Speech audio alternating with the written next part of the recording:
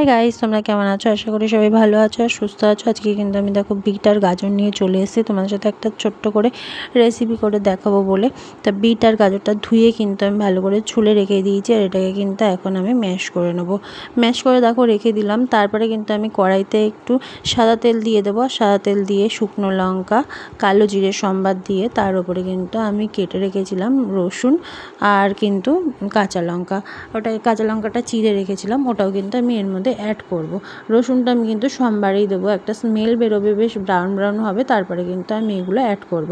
আর তোমরা ঘরে যারা সবজি খেতে চাও না তাদের জন্যই কিন্তু এই রেসিপিটা, কারণ আমার ঘরেও কিন্তু কেউ সবজি খেতে চায় না, তাই আমি ভাবলাম যে এরকমভাবে একটা সবজির রেসিপি করি, তাহলে কিন্তু বাচ্চারা বা বড়রা সবাই খেতে বেশ ভালোই বাসবে।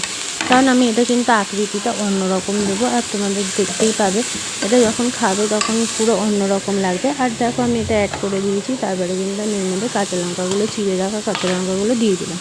আর তারপরে কিন্তু আমি এটা ঢেকে ঢেকে বেশ ভালো করে নরম করে ভেজে নেব। তারপরে আমি কিন্তু এটার মধ্যে নুন, হলুদ, মিষ্টি দুটোই অ্যাড করব। দেখো এখানে নরম হয়ে গেছে দেখতে পাচ্ছ।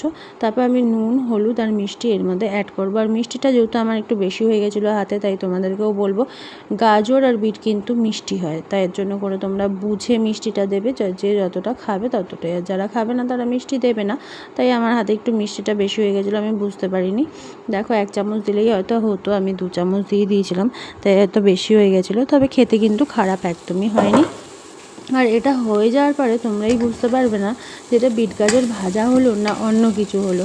দেখো দেখো তো, দেখে মনে হচ্ছে এটা কি হয়েছে, বলো? তেলটা কিন্তু ছেড়ে দিয়েছে, তবে কিন্তু এটা ভাজাও হয়ে গেছে। আর আমি এটা কিন্তু নামিয়ে নেবো। আর নামিয়ে নেওয়ার পরে দেখো এটা কীরকম লাগছে দেখতে, একদম লাল শাক। এটা রুটি দিয়ে, পরোটা দিয়ে বা ভাত দিয়ে সব দিয়েই খেতে পারো, একদম লাল শাকের মতন দেখতে। তো কেমন লাগলো রেসিপিটা অবশ্যই জানাবে। Tata, bye bye.